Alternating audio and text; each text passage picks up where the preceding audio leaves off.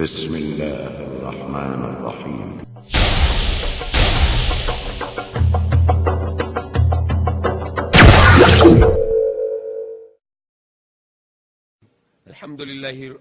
الحمد لله الذي نحمده ونستعينه ونستغفره ونؤمن به ونتوكل عليه ونعوذ بالله من شرور أنفسنا ومن سيئات أعمالنا ومن يهده الله فلا مضل له ومن يضلل فلا هادي له ونشهد أن لا إله إلا الله وحده لا شريك له ونشهد أن محمدا عبده ورسوله. وقال الله تعالى: وإذا أخذنا ميثاق بني إسرائيل لا تعبدون إلا الله وبالوالدين إحسانا وذي القربى واليتامى والمساكين وقولوا للناس حسنا وأقيموا الصلاة وآتوا الزكاة ثم توليتم إلا قليلا منكم أنتم معرضون. وإذا أخذنا ميثاقكم لا تسفكون دماءكم ولا تخرجون أنفسكم من دياركم ثم أقررتم وأنتم تشهدون ثم أنتم هؤلاء تقتلون أنفسكم وتخرجون فريقا منكم من ديارهم تظاهرون عليهم بالإثم والعدوان وإن يأتوكم ثارا تفادوهم وهو محرم عليكم إخراجهم أفتؤمنون ببعض الكتاب وتكفرون ببعض فما جزاء من يفعل ذلك منكم إلا خزي في الحياة الدنيا ويوم القيامة يردون إلى أشد العذاب وما الله بغافل عما تعملون. أولئك الذين اشتروا الحياة الدنيا بالآخرة فلا يخفف عنهم العذاب ولا هم ينصرون.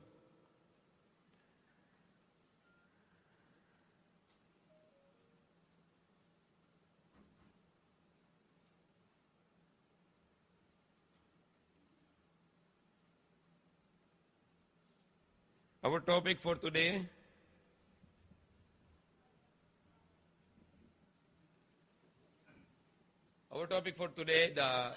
or tonight, and then our topic for Khutbatul Jummah was the human rights, and that's the same topic which we are going to speak now, because we are hearing a lot about the human rights. The people in the West, the meaning of West is the USA, the UK, all the Europe, which is included as West.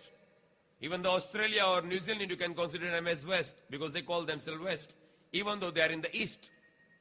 Not only they are in the East, the New Zealand and Australia, they are in the farthest part of the East, but they still call themselves Westerners. But they are in the East. So we tell them, you are Westerners, no problem with us. If we want to call them yourself Westerners or Easterners or Southern or Northern, that's no matter. The matter important is that we should obey the commandment of the Creator, regardless of what is our race, regardless of what is our location, geographical location. So the West today is speaking about the human rights. And you always hear a lot in the news. BBC, CNN, Fox News especially, they always speak, the Muslims are violating the human rights. Did you hear that? Did you hear in the news about the slogan of the West, especially the media, that the Muslims are violating the human rights? And some people, they make conclusion based on the some wrong actions of the Muslims. They are judging the Islam, and they are saying that Islam has no human rights, and Islam is against the human rights, and Islam is violating the human rights. So now we speak to prove here that it's only the Islam who gives the human rights, no one else, no other system, no other group of people, no other people who are claiming that they have the human rights. In fact, they have no human rights. It shows only the human rights, but they don't have a human rights.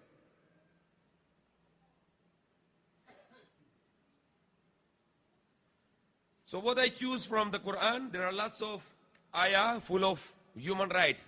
The Quran, when you get this Quran, you read from upside down. You start from the right, going to the left. Whole the Quran, you read the human rights, human rights, human rights. The Quran speaks about the human rights.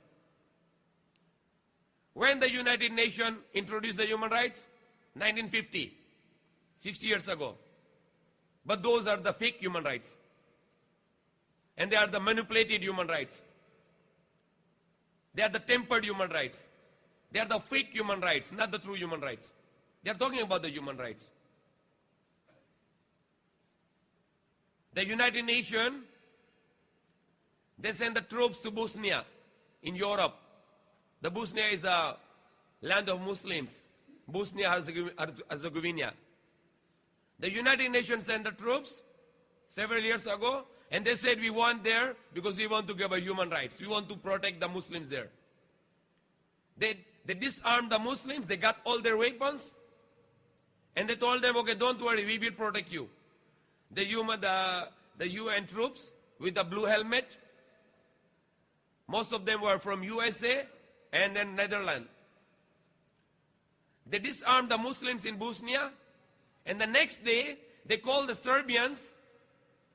They are the communists and they are the Orthodox Christians. They tell them, come now, the Muslims have no weapon, kill them. And they killed, just in one day, 7,000 Muslims. Just in one day, 7,000 Muslims, they were slaughtered. They made the movies. They cut the head of the Muslim, and they say we play the football with this. And many people, they saw this movie. And the UN troops were there, and they are talking about human rights. What kind of human rights? That you see the people are killing the Muslims, but you don't do nothing. And even you get the weapons from the Muslims, so they will be easily to be killed. They get the Muslim lady, they make the video. They get the Muslim lady pregnant. They cut the womb, they throw the baby. After that, they put the cut inside and they sew it again.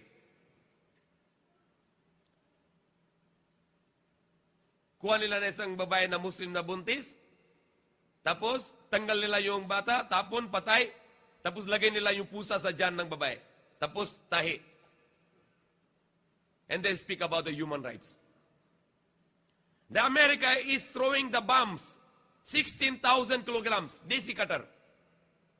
16,000 kilograms. One bomb is 16,000 kilograms. They are throwing in the Lebanon, in Palestine, in Afghanistan, in Iraq. And these people are speaking about the human rights. What kind of human rights is this? That you are throwing to the Muslims? One bomb, 16,000 kilograms. And you're talking about the human rights. And you are using the media to speak against Muslims and Islams. You are violating the human rights, and you are using the media to destroy the image of Islam. But you are the violator of the human rights, you people. For 50 years, since the World War II, even until the 50 years, the radioactive waves, the radioactive reaction was still damaging the children in Japan, in Hiroshima and Nagasaki. Even after the 50 years. The children born with sicknesses, they throw the atom bombs on Hiroshima and Nagasaki. And they say no one has allowed to make atom bombs. Only we can make atom bombs. But they are the one who abuse the atom bombs.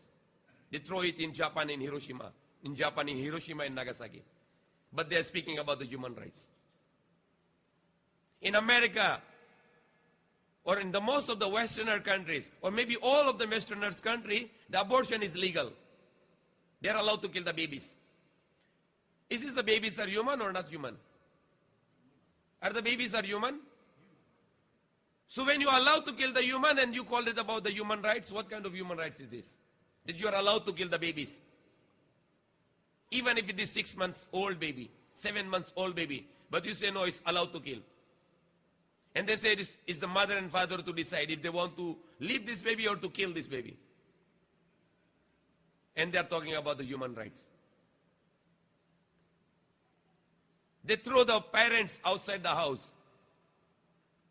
In America, there are millions of parents, they don't live with anyone, but they live with the old houses. All the old people are living in the old homes, just like the jail.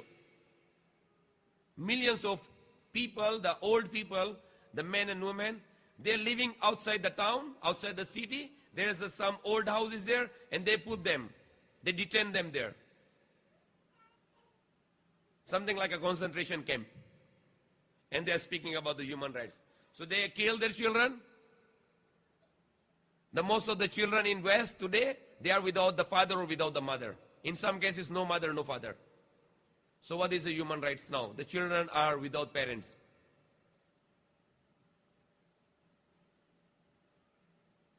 So these are the people who are claiming for the human rights. And I don't say that all the Muslims are right. No, I don't say. There are many Muslims who are violating. But they are not Muslims actually. They are not the Muslims actually.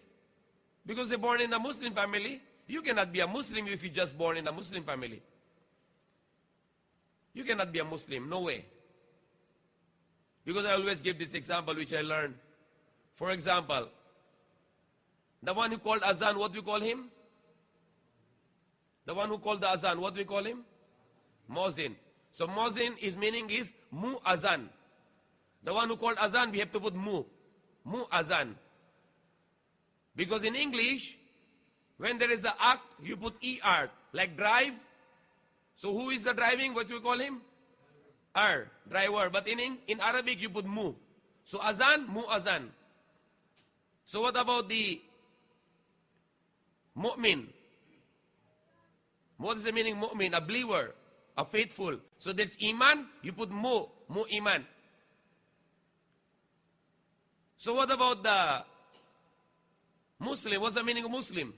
Mu Islam. A person who follows the Islam, he can be only Muslim. No other people can be Muslim. Even your father is Muslim, your mother is Muslim, your grandfather is Muslim, your grandmother is Muslim, your community is Muslim, your relatives is Muslims. You are from the Muslim tribe. You cannot be a Muslim if you not follow the Islam. Useless. Not like some tribal Muslims.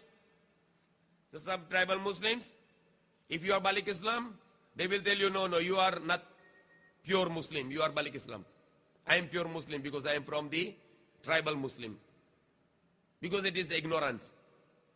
There is no tribalism, nothing to do with Islam. Racism, nothing to do with Islam. The family lineage, nothing to do with Islam. You cannot be Muslim with those sources. You can only be Muslim if you follow the Islam. Like driver, you can only call a driver who can drive. If you don't know how to drive, you can never be a driver. So if you don't follow the Islam, you can never be a Muslim. So I don't say that all the Muslims are following the human rights. No, I don't say that. But the true Muslim can never go against the human rights. That's the true Muslim. And there is a hadith of that. The Prophet Muhammad said, the Muslim is the one, from his hand and from his tongue, everyone is safe. That is the definition of Muslim. Muslim, Musallim, Mu-Aslim. There is another meaning of Muslim, that you are peaceful. You give the peace to the people. You protect to the people. Even the war in Islam is for the peace. If there is a war in Islam, that is also how to bring the peace. So true Muslim is not violating the human rights. They speak in the media. They say the Muslims are violating the human rights. Muslims are not giving the women rights. That is also one of the common accusation against the Muslims in the world today. They are saying the Muslims are violating the women rights. In fact, it's only the Islam and the true Muslims who give the best right to the women. Only Islam and the Muslim. The Islam gives the best right to the women. Allah said in the Quran, Ar-rijalu kawamun ala nisa. Ar-rijalu kawamun ala nisa. Ar-rijal, the men. They are kawamun on the women. What is the meaning kawamun? Maintainer. Plus the protector. The man is the maintainer of a woman. Woman is free. She don't need to worry about her maintenance. And she don't need to worry about her protection. Because the man is maintainer and the protector. That's why when the man is capable to maintain a woman, he can marry. If he is not capable to maintain a woman, he cannot allow to be married. He cannot marry. Because he should be capable to maintain a woman for her all needs. Without that, no way to get married. Very clearly said in the Quran. And if the man can maintain 2, 3, 4, he can go up to 4. Because he can maintain up to 4 women. So marrying in us, in Islam, that we want to maintain a woman. We want to protect a woman. We want to support a woman. Not like in the West. In the West, the woman is not free. You want food, you work. You want clothes, you work. You want medication, you work. You want education, you work. You want anything, you go and work. We don't care for you. That's the West. But in Islam, no. We care for women. We care for our women. We tell them, don't worry, we give you everything. We provide you everything for the sake of Allah. Sa Islam, yung lalaki, hanap buhay. Babae, walang obligation. That's the human rights. All kind of rights we have in Islam. We can speak also for the animal rights also. We can also speak for the environmental rights. We can speak for the plant rights. Every rights in Islam. But our topic today is human rights. And before we go to the human rights, we go shortly about the rights of Allah, which is called Hukukullah. What is the biggest right we have for Allah? What is the biggest right? Yes, Brother Isbullah. What is our right to Allah? What right we should give to Allah? To worship none other than Allah. That is the right. That we should be worshippers of Allah. We should not worship anyone beside Allah. We should follow His commandments. And this saying in the hadith, if we give His right not to worship anyone beside Allah, then Allah has a right to protect us from the hellfire and to enter us in paradise. That will be our right now. If we are not committing a shirk, and we are following the commandments of Allah, then Allah has a right to us. And what is His right to us? He will not punish us. He will not throw us in hellfire, and He will inshallah enter us in paradise. Because that's said in the hadith, that our right, we give right to Allah, is to worship Him and none to worship beside Him. And to follow His commandments, then Allah has a right to us, He will not punish us. And He will enter to us in paradise inshallah. So what I read from the Quran, that is Surah Al-Baqarah, and it's mentioning about the commandments given to Bani Israel. And these are beautiful commandments. Some of those commandments were found in the 10 Commandments also. So Allah said in the Quran, وَإِذَا خَذْنَا مِيثَاقَ بَنِي إِسْرَائِيلَ لَا تَعْبُدُونَ إِلَّا اللَّهِ. And when we get the covenant from the children of Israel, don't worship except Allah. La ta'buduna illallah. Don't worship except Allah. That is the first commandment. For all the time. That commandment is all the time. Since Adam alayhi salam until today. That's the first commandment. Don't worship beside Allah. Don't become slave of anyone beside Allah. Now beautiful thing here. The next commandment. What is the next commandment here? The next commandment here is وَبِالْوَالِدَيْنِ إِحْسَانًا. Don't worship anyone beside Allah. The next commandment, kind with your parents. Isn't it beautiful? One of the signs of the Day of Judgment, when the Day of Judgment is very near. When a man is speaking to everyone good, but when he go to house, he speak bad to his father. That is the sign of Day of Judgment. Maganda siya salita kahit sino man, tapos yung sa tatay niya, nanay niya, masamang salita. That is a sign of Day of Judgment. Yan para malapit na araw ng paghukom. وَبِالْوَالِدَيْنِ إِحْسَانًا. So there is a right now here that we should be kind with our parents. That's a right. Now I'm asking a question here, a simple question. In all the human beings, who is the biggest right we should give? Who has the biggest right from us? Yes, brother. Everyone can. Yes, you next. You. Brother Arun. In all the human beings, who has the more worthy of our rights in all the human beings? Yes, Daud. Okay. Prophet Muhammad Sallallahu Alaihi Wasallam, that's right. The Prophet Muhammad Sallallahu Alaihi Wasallam has the biggest right for us. We should give him the best because he made a favor for us. Because through him, Allah sent the Quran. Allah sent the last revelation. Through him, Allah guided us. So of course, my mother has the right, but my more right is for Prophet Muhammad Sallallahu Alaihi Wasallam, more than my mother. My more love to Prophet Muhammad Sallallahu Alaihi Wasallam more than my mother. If we don't love to Prophet Muhammad Sallallahu Alaihi Wasallam more than all the human beings, we cannot be a believer.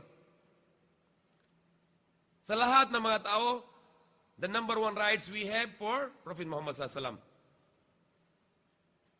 But when we are talking about our relatives, our relations, our bodily relations, our blood relations, and there is another two kind of relation, the womb relation and the milk relation. Can you imagine? If the mother is a righteous woman and she give you the good teachings of Islam, now with this mother, you have a 4 kind of relation with your mother, 4. What are those relations? Anyone can say. If your mother is righteous and she take care of you very well, and she loves you a lot, you have a 4 major relation with your mother. What are those 4 relations? Yes, Abu Bakr.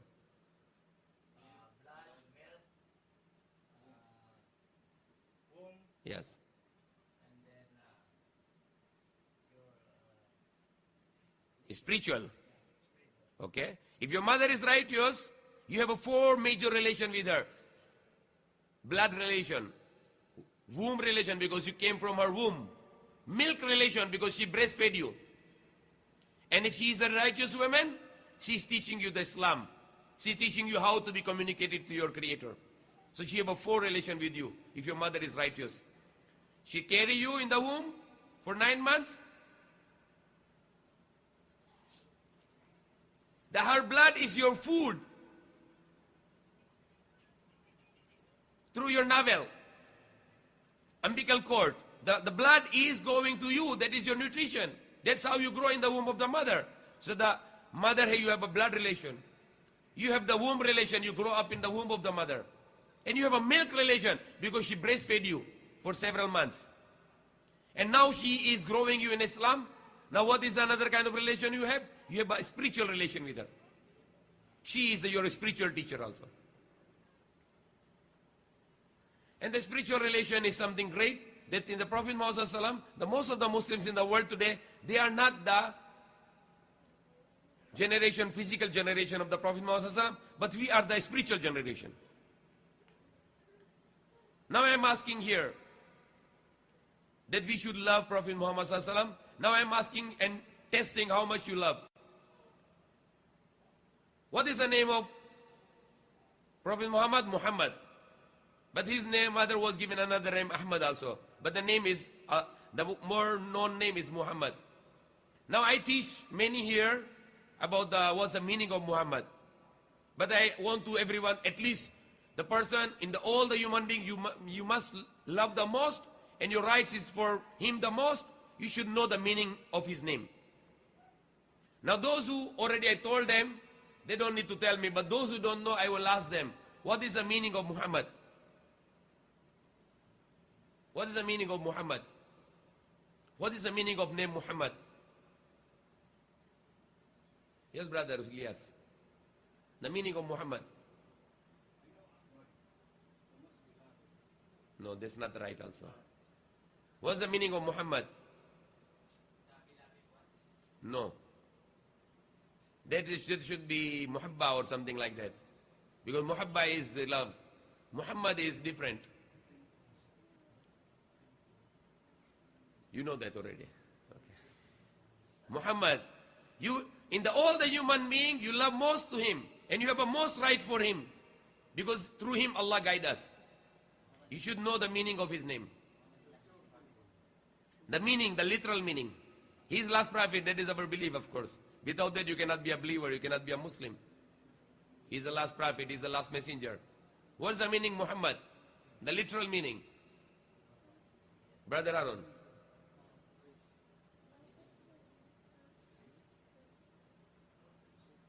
Muhammad. I just explained before, Mu'azan. No. Okay, I'm spelling it now. The most praiseworthy is Allah. Muhammad is Muhammad. Muhammad. Like we say Mu'azan, the one who call Azan we call Mu'azzin. I did not ask you to study Ibrahim. Ibrahim, what's the meaning Muhammad? But you listen already. Okay. No, Muhammad is the one who prays. Because Muhammad. What's the meaning Hamd? Praise. And the one who prays is Muhammad. Muhammad. Praiser. Or the one who prays. That's the meaning of Muhammad. So we must know. It's a beautiful name. The one who prays to Allah. What you will call in Tagalog? Tao ng? Tao na pagpuri sa Allah. Yan sabihin ng Muhammad. Yung tao na pagpuri sa Allah. So we must know that who is the most right in the all human rights? Prophet Muhammad sallallahu alaihi wasallam. In all our relations, in our physical relation, the number one rights is mother. The one man came to Prophet Muhammad sallallahu alaihi wasallam. He asked, Ya Rasulullah, who has the more right for me? For my kindness. Who has more right? The Prophet Muhammad sallallahu alaihi wasallam said, your mother. Who is the next, Ya Rasulullah? The Prophet Muhammad sallallahu alaihi wasallam said, your mother. Who is the next? The Prophet Muhammad sallallahu alaihi wasallam said, your mother. 3 times. And now, the man asked to the Prophet Muhammad sallallahu alaihi wasallam, who is the next? The Prophet Muhammad sallallahu alaihi wasallam said, your father. 3 times. It's mentioned 3 times. There is a beautiful hadith. Al-Jannatu tahtal aqdam al-ummahat. Al-Jannatu tahtal aqdam al-ummahat. What's the meaning? The paradise is beneath the feet of the mothers.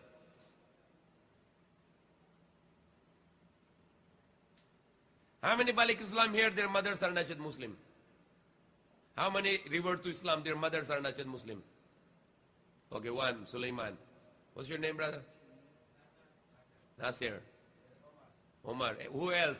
Sino yung ibang Balik Islam, hindi pa Muslim yung nanay niya?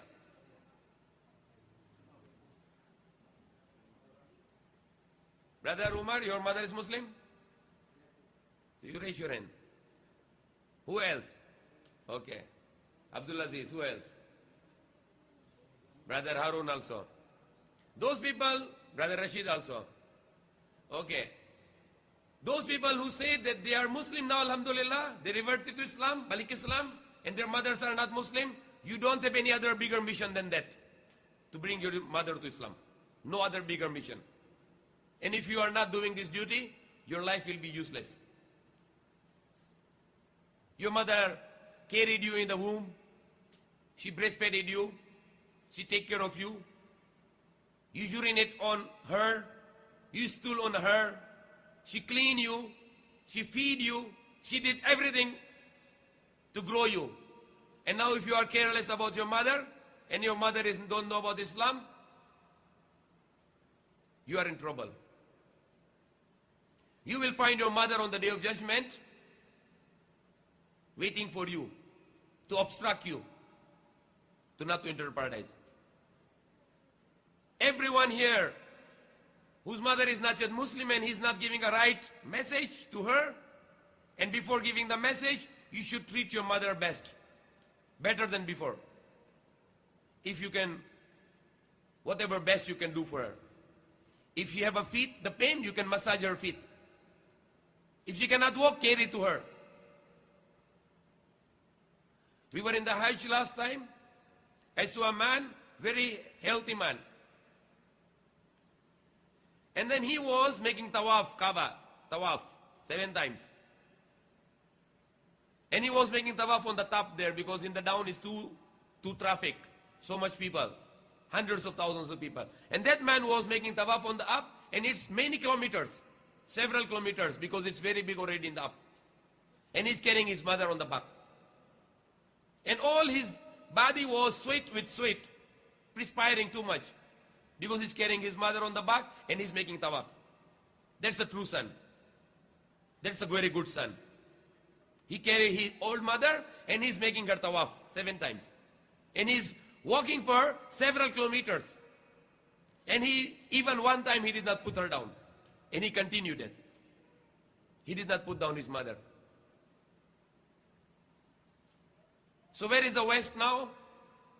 They are speaking about the human rights, but they cannot give the human rights to their own mothers.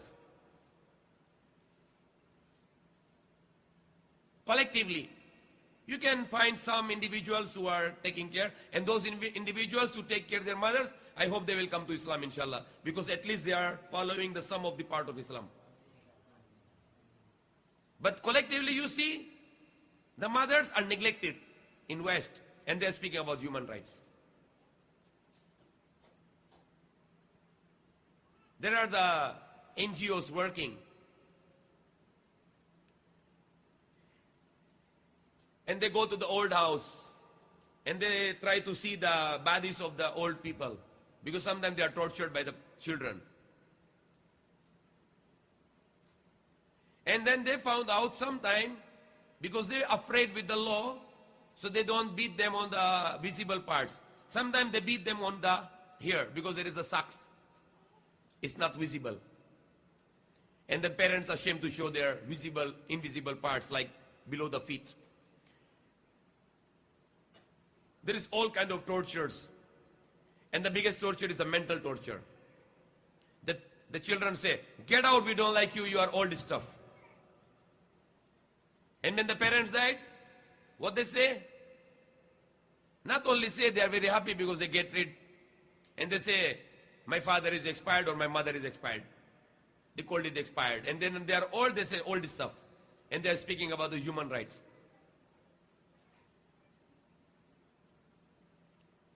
So we have the biggest rights in all our relatives, in the law, all those very close to us. We have a mother and the next is the father. And disobeying the parents or abusing the parents is, in Islam, is more than the murder. The sin is more than the murder. If you're abusing your mother and your father, your sin is more than murdering a human being. According to the hadith of the Prophet Muhammad. The sin of disobeying or abusing the parents is more than the murder. The sin is more than the murder. And there are many more things. So we have these rights for the parents. We have the rights for the wives, rights for the children, rights for the neighbors, rights for the relatives, rights for the visitors, rights for the workmate. Where you work, you have a colleagues there, you have your co-workers, you have rights for them. But the biggest right to anyone you are related, the biggest right is to give them the message of Islam. This is a right. Every man,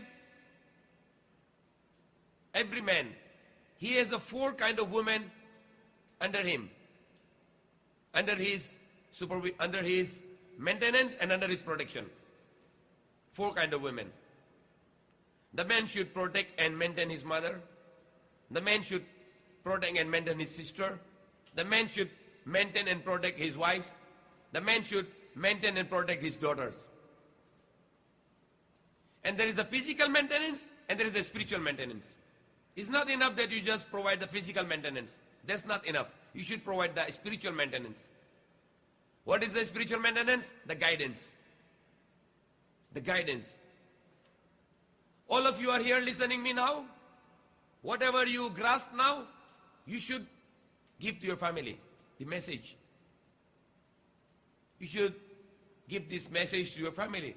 Whatever you learn in the Jummah khutbah, you must give to your mother, to your wife, to your wives, to your daughters, to your sisters. Don't be neglectful, because the rights will be questioned. All the rights will be questioned. The huququllah, the rights of Allah, if you have some shortcoming there, Allah is merciful. Allah is very forgiving. He can forgive you. But the human rights is very trouble. Allah will not forgive you if the person will not forgive you. If you hit someone, for example, Jamil, he hit to Sulaiman, for example. Now Jamil is asking, Allah forgive me. Will Allah forgive him? No. You have to ask his forgiveness also.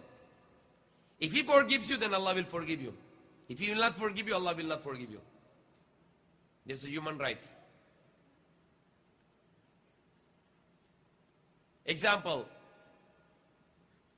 the debt, for example, the debt. You become a Muslim now, all your sins are forgiven. Correct? Wala na yung kasalanan. What about the debts? When the Jamili become Muslim, for example, he has to pay Suleiman 1,000. Now he become Muslim, he think maybe my sin forgiven, I don't need to pay. No, you still have to pay. Correct? Because the debt is still, you have to pay. You cannot go away. If you die with the debt, your soul is in trouble now. The Prophet Muhammad I say in the Jumatul Khutbah, when a person died, the Prophet Muhammad he will ask. What he will ask? Is this man have any debt? And then people say, yes, Ya Rasulullah, he has a debt. The Prophet Muhammad said, I'm not going to pray the Salatul Janazah. I'm not going to pray the funeral prayer. You just pray. Is it not fearful?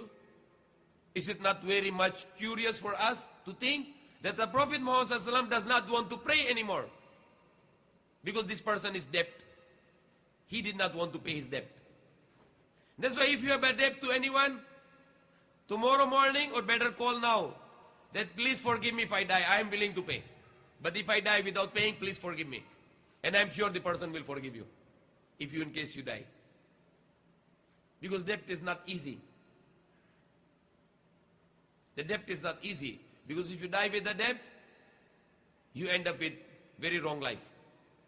Your end is wrong. This is human rights.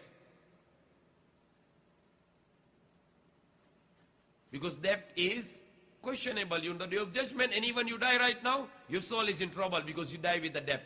So your account must be clean. You should not, even though you eat a little food, at least you're eating, alhamdulillah, but you have no debt. You are free. You are not under the debt. You have a very good life. My father's friend, old man, he's very old already, very educated man, highly educated man, but when he is last days of his life, somebody joked to him. He said, Mirza, you were very educated and like this, but you are very poor, you are dying now. He said, no, I'm not poor. I'm very rich. He said, how comes? He said, I'm very rich because when I'm in my house, nobody knocked the door and asked me that I have to pay something. He's a clean account. There's a very rich man. And better than those rich people, they have lots of money, but people are looking for them, for their debts. But at least this man is saying, right, that I am free. Nobody knocked my door. Mirza, you have to pay me. Nobody knocked my door. That's a clean life. Accountability.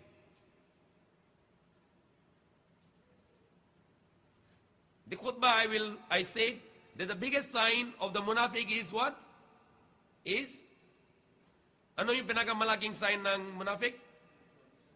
Whenever he speaks the lie. And why it's a very big sin? Because when you tell the lie, you are abusing the rights of the human. Brother Khalid, slip of the tongue in the Mall of Asia, in the symposium, he said liars to the lawyers. You said liars to the lawyers? But in the most of the cases, that's right. The lawyers are liars. All the best lawyers in the world, they are liars. Because they are abusing the human rights. You are the killer, but you will be out of the jail.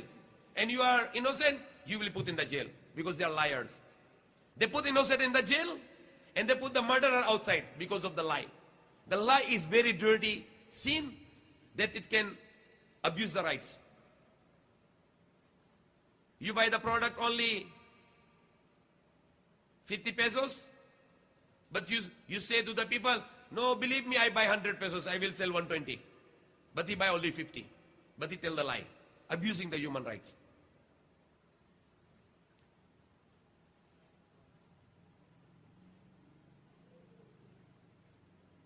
Liars, for example, the politicians are liars. All around the world. More than 200 countries in the world today. And how many politicians in every country? Thousands. So you got around millions of politicians. And all of them, most of them, they are liars. Telling a lies. Say, I will do this, I will do this, I will do this. When they have already power, nothing. Telling a lie, no honor, word of honor, and betrayal. So most of the politicians in the world, they have all the signs of munafiq. Signs of hypocrites. Telling a lie. No word of honor. And mistrust. Betraying the people.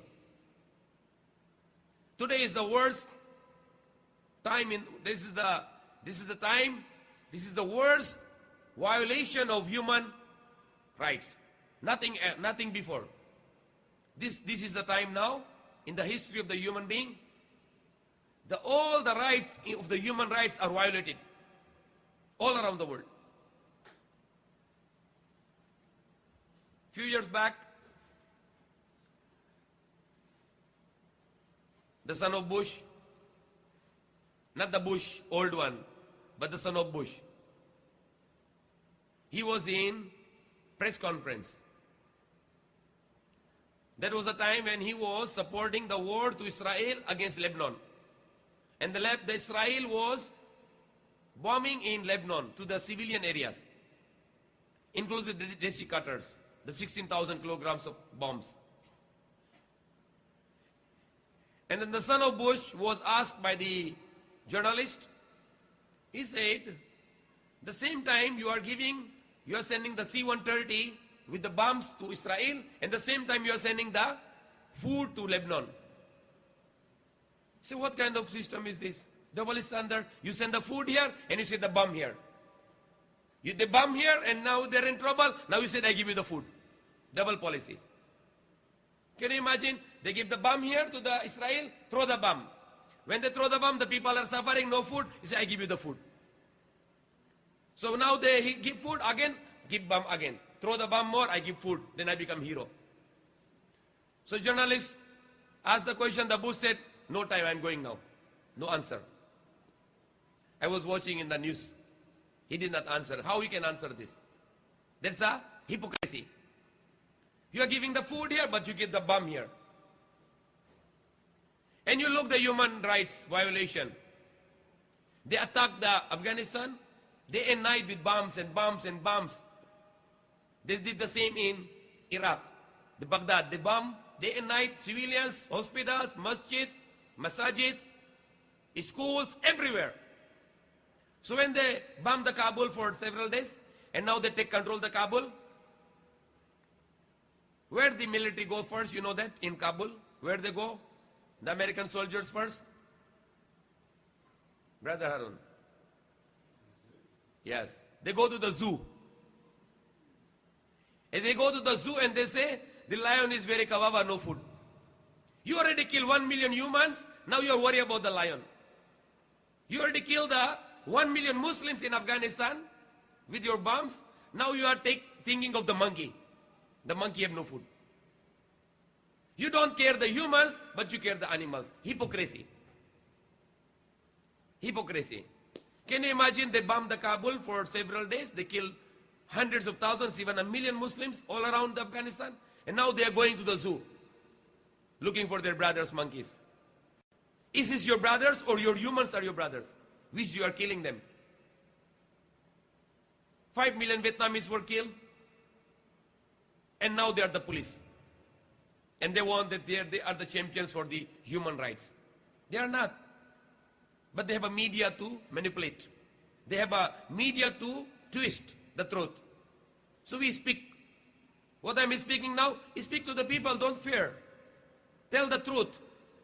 Tell whatever you see in the media is a lie. That's not the truth. They're speaking about the children in Palestine. Did you see the children in Palestine throwing the stones to Israeli tanks? They thrown the small children, and what is in the front? The tanks of the Israelis. And what the Israeli media say? The CNN, BBC say? The CNN. What they say? These children are terrorists. Fighting with the stones. Terrorists. Somebody come to your house, knock the door. Say, can I leave you in your house for one night because I have no place to sleep? Please help me? Okay. So the man say, okay, come in. Okay, we have a room at the back. You rest. Morning you can go. He come in the house. He killed your parents. He killed your family members. Only children not killed. He said to children, get out from here. That's my house now. Now every time this man go out, the children throw the stone. And this man will say, these are terrorists. Is it right or wrong? That's wrong. This is a very pathetic situation that the children were out of the house and the man is calling them terrorists. So that is the same thing happening in Palestine today. What happened in the Palestine when the Hitler was killing the Jew, the Hudyo? They were out from the Europe, they went to Palestine. They say to the Muslims, can you give us the space to live here because we were out from the Europe during the World War, after the World War II, and during the World War II. The Muslims said, Ahlan wa sahlan, okay, you stay here, no problem. After the time, they controlled the Palestine. They controlled the Jerusalem, the Holy Land. And now they're making the walls there, and they're controlling everything there. And now they want to get back the land, they say you are terrorist. That's a media work. The media is telling the lie into truth and the truth into lie. They are violating the human rights. They are throwing the bombs, killing, abusing, and nobody called them that they are violating the human rights. And that's going on all around the world. Even the Hindus in India, they are violating the human rights, but nobody called them terrorists. They even killed thousands of Muslims in Ahmedabad, burned alive in the houses. Nobody called those Hindus a terrorists. There is all double standard going on because of this media.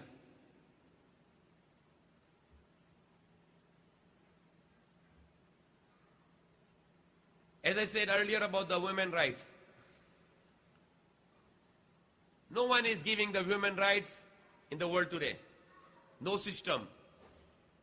It looks to women as a women's rights, but it's not a women's rights. They are showing here. You can see today the Western civilization or the Western culture which is adopted all around the world. What is the culture of the Philippines today? Is a native culture today here? No. You don't have a native culture anymore here. The culture in the Philippines is the Western culture. In the Western, the American is the most. What is the culture now today in the Philippines? It's the American culture or the Western culture. It's the Western culture. The Western culture is speaking about the women's rights. They say we are giving the women rights. What is the women's rights? Let's analyze. If you go to the Western world, the number one, we analyze the USA. As I always said, there are more than 1 million women are raped every year in America. 1 million women are raped. The women are used for advertising, for everything. They want to sell the shoes, They let women to remove the clothes. They want to sell the car, tell women, remove the clothes. We use your body to sell our products. Everything they want to sell, they want a naked woman to sell their products.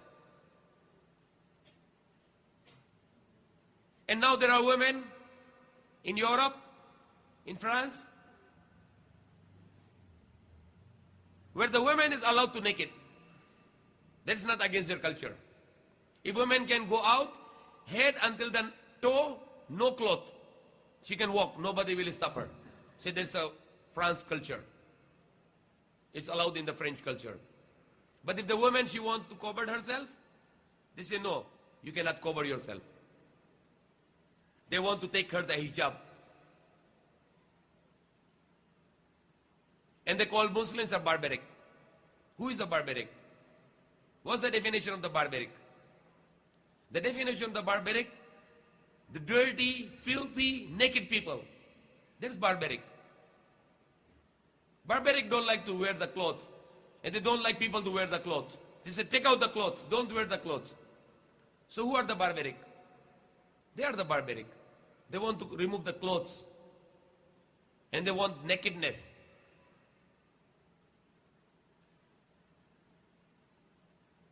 I saw the women carrying the car, these banners, the piece of the paper they're carrying in the streets of the France.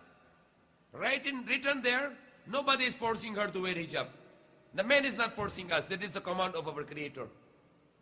We cover because there's a command of the one who created us. They have no right to do this, to take out their hijab. And they speak about the human rights. Where the women can be naked, no restriction. When the women want to cover, restriction. That's animal. That's the animal way. Because animal does not want to cover. But the human want to cover. There's a differentiate between the human and animal. The more you cover, more you are human. More you are naked, more you are animal.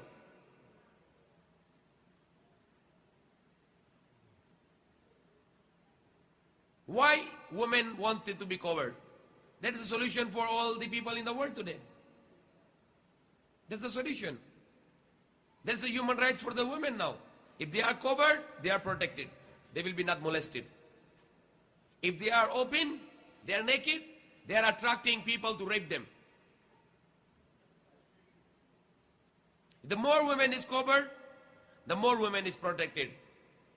Why women need to cover more than the men? Because men is not very attractive. The woman is more attractive. The woman has lots of attraction. If she is more naked, she will be molested. She will be abused. She will be raped. She will be molested. That is one of the reasons that Allah commanded to women to be covered. So the society will be, they will be safe and the society will be clean. But if they are open, they will be not safe and the society will be filthy. There is lots of zina will increase, the fornication will increase, the rape will increase. If the woman is showing her private parts, the people will attract her and they will start to make the relations, the affairs, and there will be lots of zina, the fornication, and there will be lots of diseases spread all around, and this already is spreading now. More than 200 million Americans, the total population is more than 300 million, more than 200 million Americans, they are already positive with sexually transmitted disease, STDs. Like simplex herpes virus, CMV virus, PMV virus, bacterial vaginosis, HIV AIDS, and many more. And many more are coming. More and more diseases are coming with this sexual immorality. So there is no one who gives the women rights, but Islam gives the women rights. The men and women in sight of Allah are equal. No one is superior. But they are given a different duties. The men need to work, women need to stay in the house. That's a system in Islam. There's a solution for the mankind. So the woman, when she stays at home, she can take care of the children very well. So if the woman says, no, I like to work. So she go and work. So who is going to take care of the children? There will be another woman to take care. It's the same. The one woman go out, one woman is take care of the children. So why not the same woman to work, to take care of her own children, and she can give more and more care to the children? It's not prohibited in Islam for women to work in the necessity, and even without the necessity, that's not prohibited. That's a wrong teaching sometimes. That some people say, no, woman is not allowed to work. Where is written in the Quran? It's not said. But they are not obligated. The women are not obligated. They are free. Allah gave them easy life. That they have no obligation for maintenance. But the man is obligated to maintain them. They have no problem with provision, livelihood, but it is command of Allah to the men to provide the livelihood, what is the needs of the woman. But there are some professions today, in the world today, which is very, very compulsory for women to do. It's not because of their livelihood, of course, because they have no problem for that, because it is the obligation for the men to provide them by the will of Allah. But there are some professions which is duty of the women to go in. What is those professions? Number one, you can say obigaini. We need the women obigaini. Because if there is no women obigaini, where the women will go? So we need the women obigainis. We need the women doctors. We need the women dentists. Because if the woman wants to go to the dentist and they will lie down and there is a man there, will it be okay? Not. So we need the women dentist. Very important. The women must go, the Muslim women must go, and to be a dentist, obigainis, doctors, and we also, very importantly, we need the woman surgeon. Because how the man is going to make surgery to a woman, to a Muslim woman? So we must need today the woman surgeon. The women must go to the surgery. They must learn the surgery. We also need women teachers who can teach the Quran. They can teach the other educations. We need the women teachers. And there is many more professions which are needed for women to learn. Even though not for earning, and they can earn, also okay. But they have no obligation for their provision, for their maintenance. But it is the obligation for the men to provide the needs of the women. One of the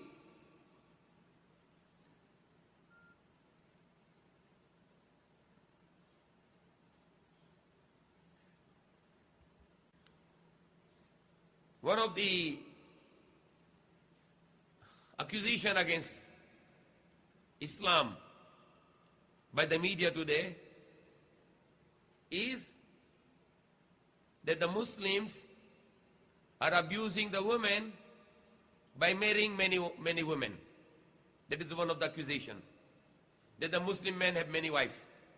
So they are saying that they are abusing the women. But that's not the abuse. And that's a limited polygamy with conditions, very hard conditions, and which is the solution for the problems. It's not the violating the human rights or the women rights, but it's actually giving them more and more human rights. Because I said earlier, the man is maintainer and protector for the women. So if you can maintain one woman, marry only one. But if you can maintain 2, 3, or 4 women, you can marry up to 4 women to maintain. Because women in the world today, there are lots of women, they are more than the men. Lots of women are more than the men. For example, like US said, 300 million population, and then the women are already very, very much more than the men. And it is a phenomenon in the world today. The women are kept on increasing. There's some people, they say, it's because of the wars, because many men dying in the World War I and after the other wars, like in Vietnam War or many other wars. Some people say because also accidents or murder, etc. And also the other reason, those male who are still alive, but there are lots of males who are in the prison. And they cannot also marry anymore because they are in the prison. Like in America, there are millions of people in the jail, and more than 90% are the males. And there is some other medical things also. Some of the other medical reasons maybe, and there is also reduction of the male, not only because there is no male already in the world, lack of the male already in the world. There is another problem in the world today. The male is without the male power. There are many male, they have no male power anymore. They become a gay. For example, there is like America. I heard, I'm not sure, but they say there are 75 million gays in America. Is this true? 75 million gays in America? Is this true? I don't know. But this is in millions, of course. But for example, if there are 75, or example, let's see 25 million, for example. So if 25 million gays, they are not going to marry for a woman anymore because they don't like the woman anymore. So this 25 male, they cannot marry. So now 25 million women, they have a problem already. They cannot marry because 25 male is already out of the way. So it's not only the 25 males who are the gays, there will be another 25 males at least will not marry anymore. Why? Because these 25 male gays, they will look for another 25 million males. So 25 plus 25, 50. Because these 25 also don't like to marry because they like this gay. You understand? The 25 million, these 25 million women are useless. They cannot marry anymore because there are 25 million gay. But this 25 million gay will hunt for another 25 million men. So these 25 million male also out of the way. Then they are multiplying. Like in the Philippines also, because I said it's American culture here. Whatever things happen in America, you can see same thing here in the Philippines. You can see now everywhere you go, there is a gay. All the parlors now controlled by the gays. Everywhere. They are controlling the industry, parlor industry. And they say that he can cut the hair of the men and he can cut the hair of the women. And what kind of these people are? What the Prophet Muhammad said? Curse of Allah. The man who is homosexual or the man who is imitating the women, they have a curse of Allah. What is the meaning curse of Allah? Sumpah ng Allah. And they are the one also causing the diseases, spreading the diseases. So there is a big problem in the world today. There are millions of women who are surplus. So they have a problem with what? With getting husband. So the law of Islam that the man can marry more, it's actually a human rights. It's not a violation of human rights. It's in fact the human rights. Why? Because if the man is going to marry more women, he's going to support more women to have husband. So the law of polygamy in Islam is giving more and more human rights to the women. So women will have husband. And if the woman will not have husband, for many years of her life, she's going to get sick. She's going to get psychologically patient. She's going to have the physical diseases. So many diseases. Because women must get married. If she get married, she is physically and spiritually well-being. She have no psychological disease. You can see the woman very old, walang asawa. What happened now? She's irritated. She have a very bad personality. She have a very bad character because of not marrying for long time of her life. She's getting old and she's getting worse and worse. So now you can see the law of Islam that men can have more wives. That's also have more human rights. So the most of the women in the world, they can get husband. But the condition here, that the man should be eligible. He should be physically and financially capable. But this is another problem. There are many Muslims who are abusing the law. They are abusing the law. They are not affordable. Second, third, fourth wife. And all the wives is pitiful. No food. That is not allowed in Islam. The man can only marry when he can afford. There one more thing we should add, that I heard the hadith. When a man, he give the divorce to his wife without the valid reason. Because you can only divorce when there is a valid reason. Like too much fighting or there are some other valid reason, you can have the divorce. But if the man is abusing the law of Allah and is giving the divorce because he like the another woman, now you say, get out, I divorce. What I read in the hadith, when a man is abusing this law of divorce and he is abusing without a valid reason, the throne of Allah is shaking with anger. So why the throne of Allah is shaking? Because he is violating the human rights. He's and not only is violating the right of the woman, that giving her divorce without the right reason, not only is making a human rights, he is using the law of Allah for that. The law of divorce, this is the law of Allah.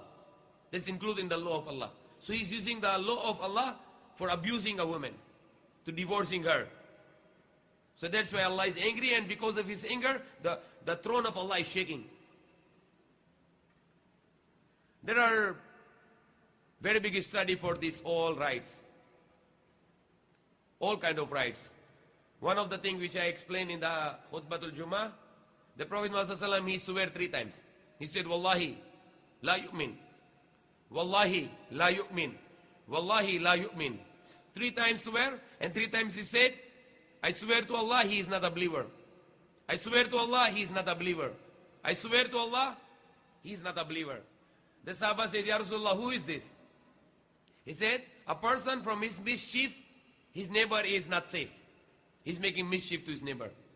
Shouting, making very big sound of TV, parking wrong, blocking the way, throwing something, throwing the dirt in front of the house. Any mischief you make to your neighbor, you are not a believer.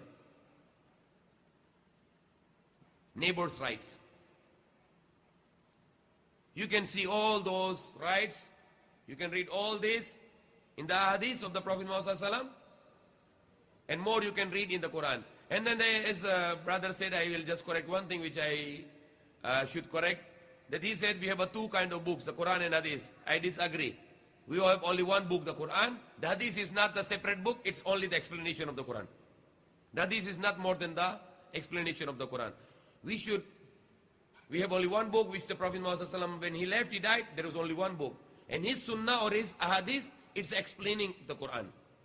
The ahadith is just explaining the Quran. So all those books we have, like Sahih Bukhari or Sahih Muslim or Mishkat or Tirmizi or Nisa'i, Musnad Ahmad, this all were written, was collected later time. And these are all the ahadith to explain the Quran. You cannot go without the Quran to the hadith. You might go misguided. You should go Quran and hadith side by side, because the Quran is explained by the hadith. So we read the Quran and we understand the Quran in the light of hadith, and we can learn all those rights. You must learn what are the rights, what are the rights, what are the rights.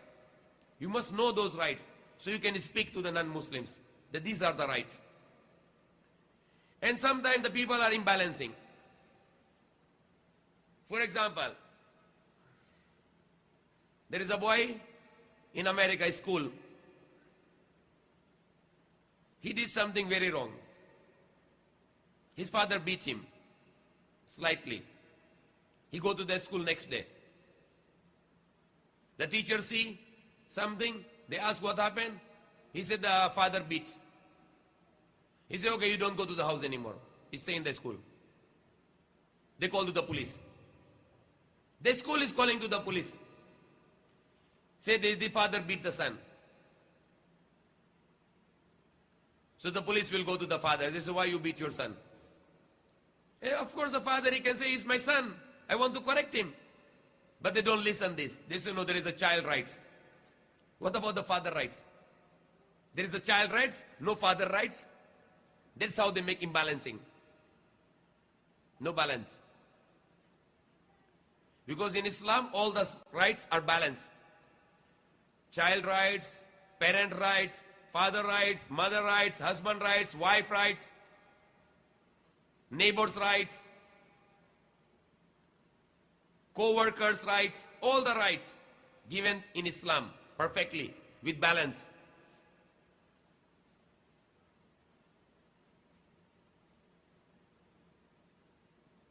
So there is many more inshallah, but it's too late. I will just stop if there are some questions, and then we can continue this topic with more and more learning inshallah. I give this assignment to all of you to make research through the Quran, through the Hadith, through the internet, and try to make more and more collections. So next week, all of you can have some sharing inshallah for the same topic of human rights. That is a very beautiful topic for us in this age today, because there is lots of media gossips around, misguiding people about Islam and about Muslims in this topic of human rights. Only Islam gives the human rights, and the true Muslims give the human rights, and whatever the violation made in the world today by the Muslims in the name of Islam, they are not true Muslims. They are not practicing the Islam. So we should clear the concept, and we should learn more inshallah. The next Friday we will have the same topic, the human rights inshallah. If there is any question, then we can inshallah end up.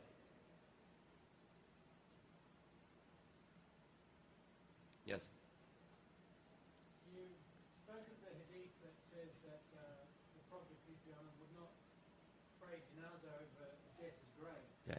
No, not the grave, to the dead body. There is another hadith in Sahih Bukhari which says he will pay the debt of the debtor. Okay, now this is what I also read one hadith. It's a very good, I mentioned in the khutbah, I'm sure, but I did not mention it today. I will repeat. Sometime, in some occasion, then when the Prophet ﷺ said, this man has any debt? And the people say, yes. So he said, I will not pray, you pray. In some of the other incidents, some other time there is another dead person, and the Prophet ﷺ asked, is this man has any debt?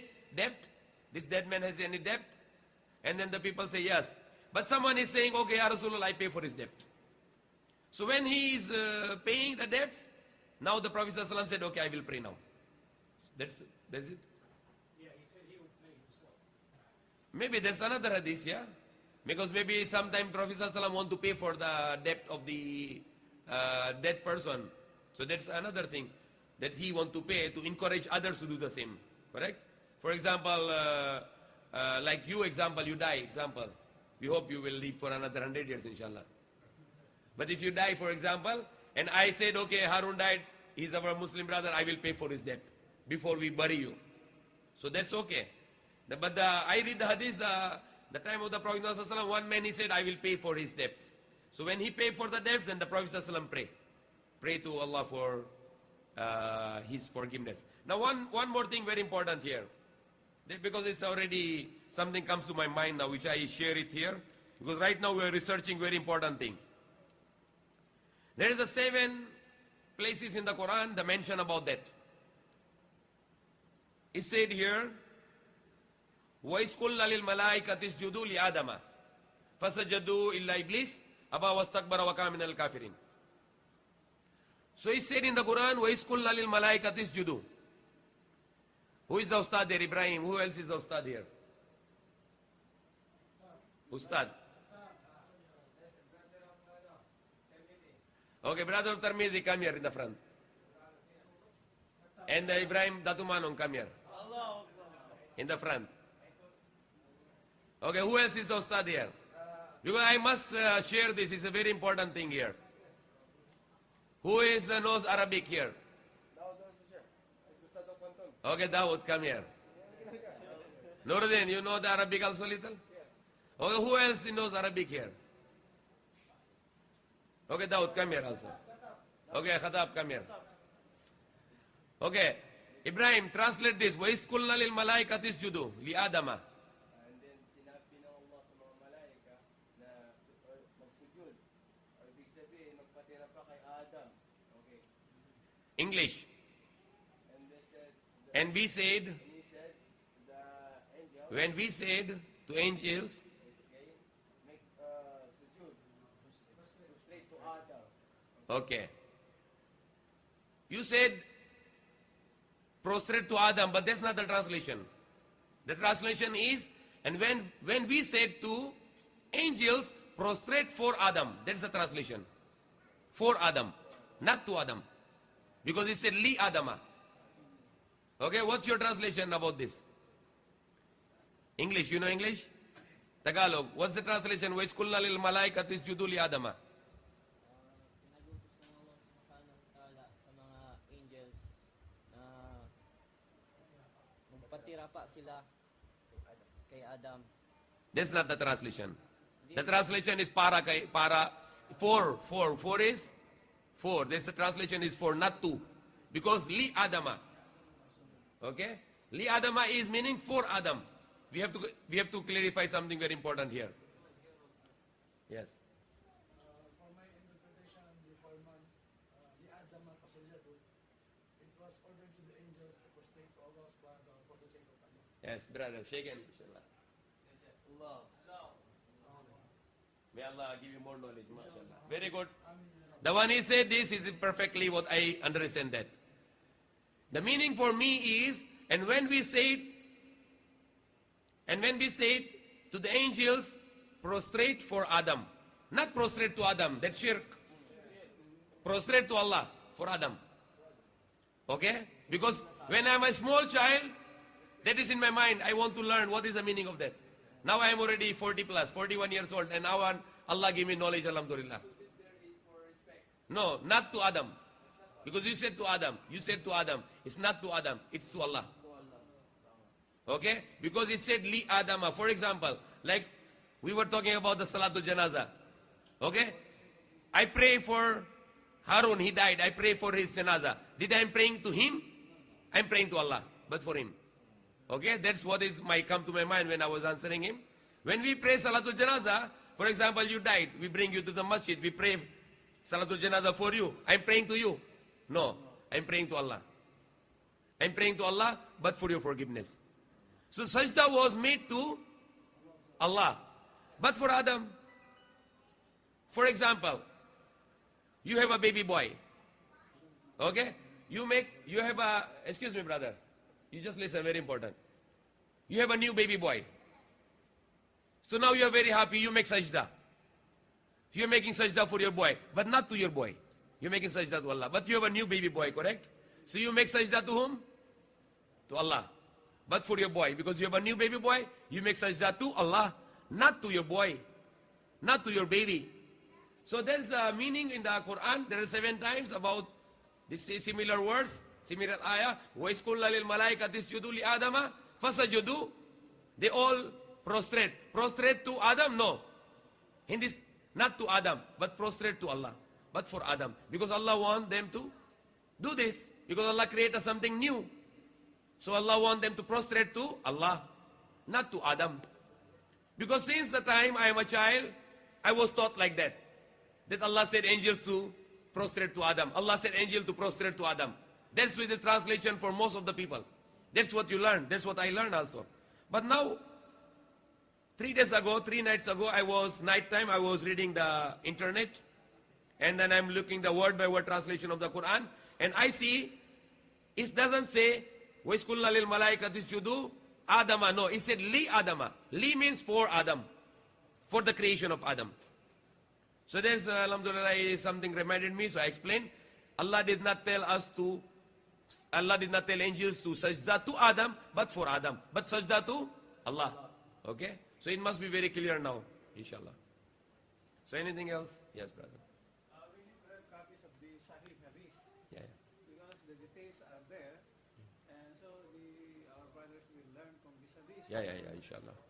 But the Sahih Hadith, we have the copies, inshallah. And nowadays we can have the CD-ROMs, maybe that is the best choice. Yeah, inshallah. Yeah. Because Sahih Hadith, we need it side by side. But what I meant to say, that the Ahadith is not a separate book. It's just explanation of the Quran. We have only one book. Yeah. Because when they ask about to Prophet Muhammad Sallallahu Alaihi Wasallam, to Aisha, to his wife, about the life of the Prophet Muhammad Sallallahu Alaihi Wasallam, his wife Aisha said, if you want to see the walking Quran, you see the Prophet Muhammad Sallallahu Alaihi Wasallam. He's a walking Quran. So his whole life, his hadith, is just a walking Quran. It's just an explanation of the Quran. Whatever he did in his life, salah or his character or fasting or hajj, everything, jihad, war, everything he did, he is implementing the Quran in his life. So the hadith is the explanation of the Quran. That's the best, what I just want to share, inshallah. Anything else, inshallah? We will just close. It's too late now.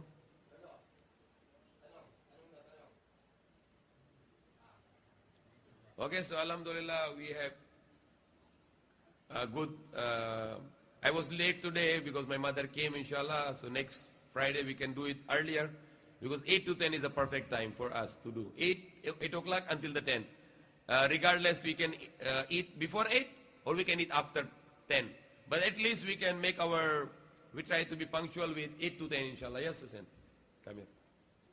Okay, that will be the last question. We'll make dua, inshallah. Come here, come. Okay, what's your question? What's your question? Yes, brother. Faster. When somebody was telling me Prophet said,